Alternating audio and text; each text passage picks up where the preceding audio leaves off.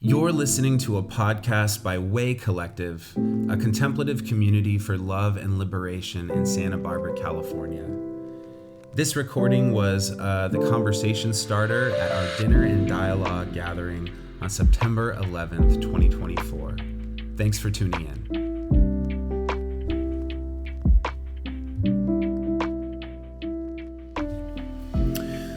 Well, here we are at the beginning of yet another fall and another election season. We've overcome the heat wave and cooler temperatures are hopefully in our future. And on the heels of last night's debate, as we enter into this new election season, which has become increasingly tenuous in the last few runs, hasn't it?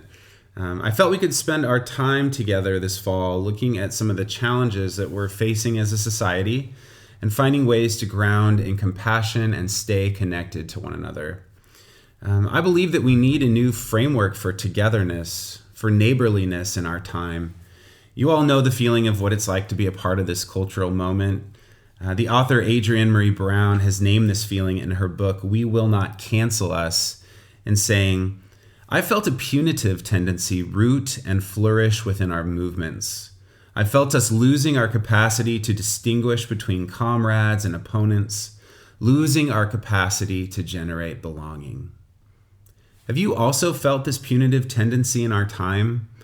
Cancel culture is a natural pendulum swing when the old ideas of repentance and forgiveness and reconciliation dissipate in a culture. And so here we are all sitting with these questions of how can we hold our opinions and love those with whom we disagree? Is there a way beyond the fragmentation of our time?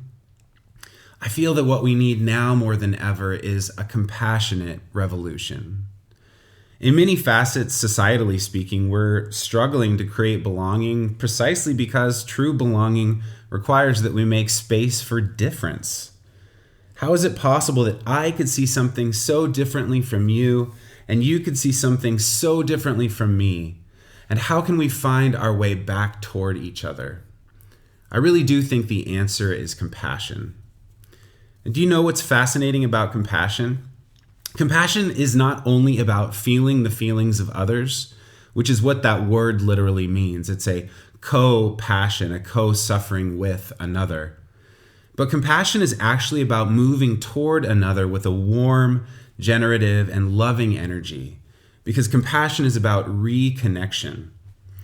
There's a researcher by the name of Tanya Singer who studies compassion, and she found out by doing a brain scan of a Buddhist monk that when he meditated on empathy, it actually released cortisol in his brain.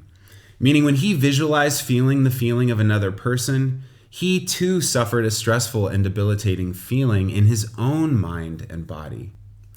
But then what he said in response to that meditation surprised her.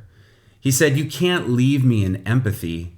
I need to do a compassion meditation after feeling the pain of another.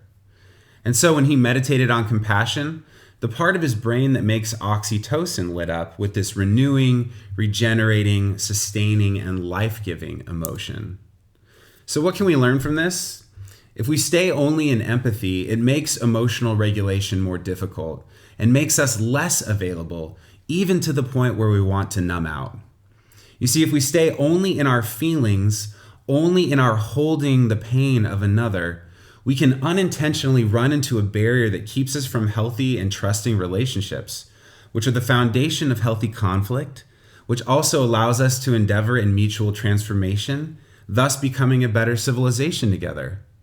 Have any of you all scrolled social media lately or turned on your news and in about 10 minutes you just had to turn off the screen because you felt left in the dumps to the point of wanting to numb out?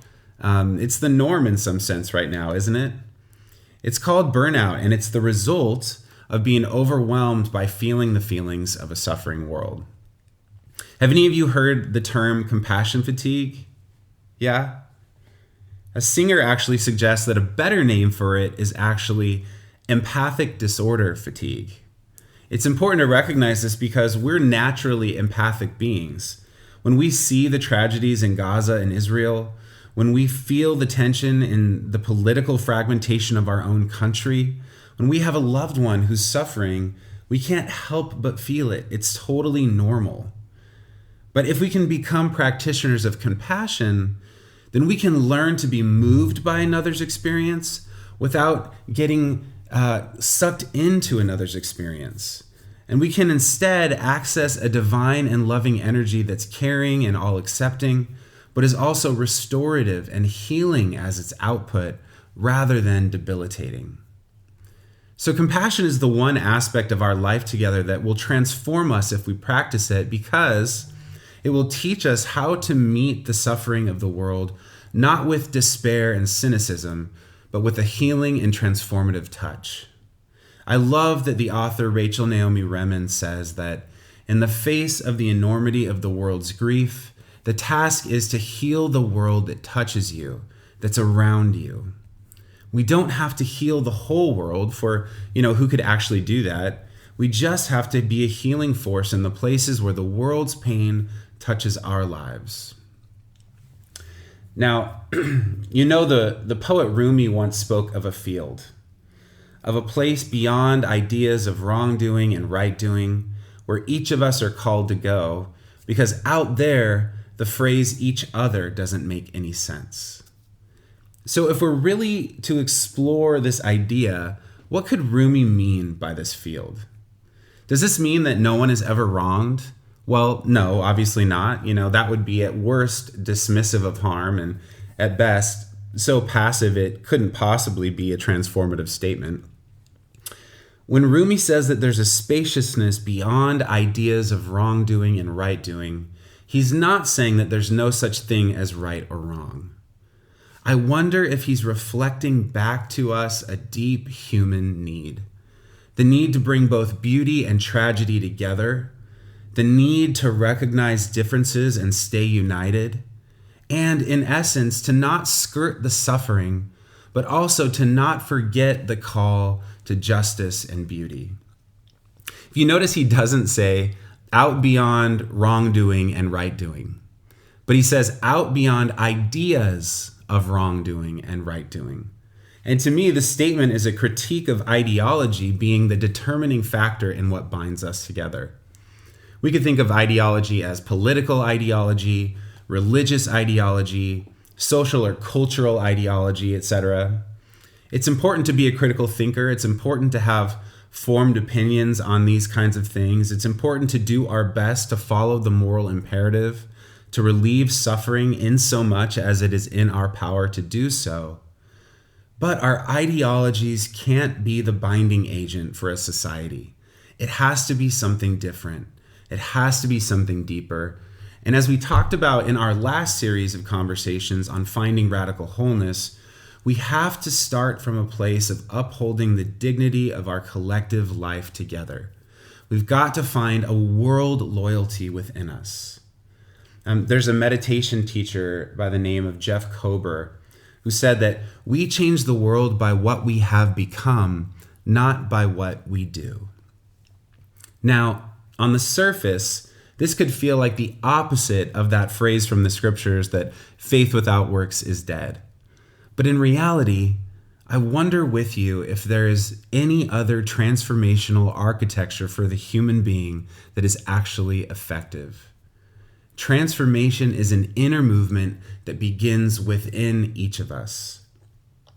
It's the inner movement toward love, toward our collective ground, toward a way of being that has our interconnectedness at its heart, not our ideologies.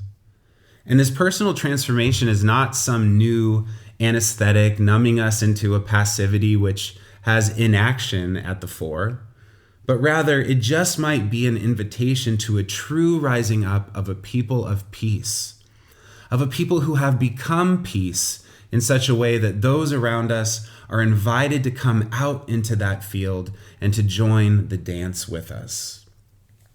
I think what Kober is offering up in that statement, we change the world by what we have become, is that we don't change the world by crusading it. We don't change the world by attempting to fix it or save it by any means possible, coercing it or bending it into our shape or our vision. I feel that the invitation that's held out before us is that when we can connect compassionately with ourselves, we can finally truly bring that compassion to others in our lives. I love that Adrienne Marie Brown says that, "I believe that the future is already alive in each of us because all the generations to come live within the bodies, cultures, dreams, and shaping of those alive today." So if something like compassion, the kind that we talked about at the outset tonight, that emotionally regulated, moving toward one another with a warm, generative, and loving energy, if that kind of compassion becomes our ground, perhaps we can find ways to reconnect with one another. It will take creativity, no doubt, and it will take, above all, a commitment to love. But that love and that future are already alive within us. And remember, being a part of healing the world doesn't necessarily mean that we are curing the world. Our world is always going to need repair. It will always need healing, for we have all inherited wounds. But if we want to move beyond punitiveness, if we want to move beyond othering, or beyond canceling, and beyond division, we've got to choose each other.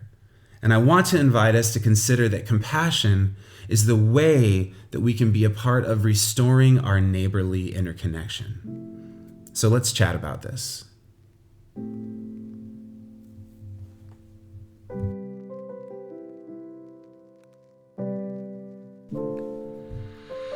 Thanks for listening to this podcast by Way Collective. To keep up with our community, you can subscribe to this podcast, go to www.waycollective.org, or follow us on Instagram at @waycollective. Peace and every good to each of you.